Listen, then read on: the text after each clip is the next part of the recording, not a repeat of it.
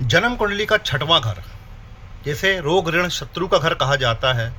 इस भाव का स्वामी जिस भाव में बैठ जाए उस भाव से व्यक्ति को कष्ट देता है, भार देता है।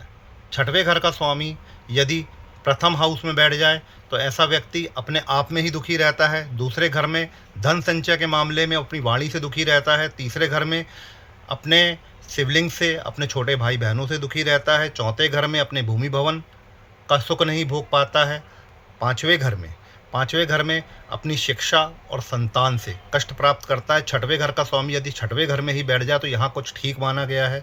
ऐसा व्यक्ति शत्रु पर विजय प्राप्त करने वाला होता है। सातवें घर में छठवें घर का स्वामी बैठ जाए तो विवाह में लेट या विवाह होने के बाद कष्ट प्रदान करता है। आठवें घर में बैठ जाए तो शत्रुहंता बनाता है, परंतु किसी न किसी बीमारी से ग्रसित रखता है।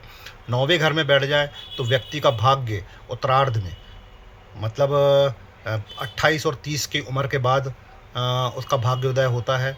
10वें घर में बैठ जाए तो अपने कार्यस्थल जहाँ पर वो व्यवसाय करता है या नौकरी करता है वहाँ से उसको लोग परेशान करते हैं।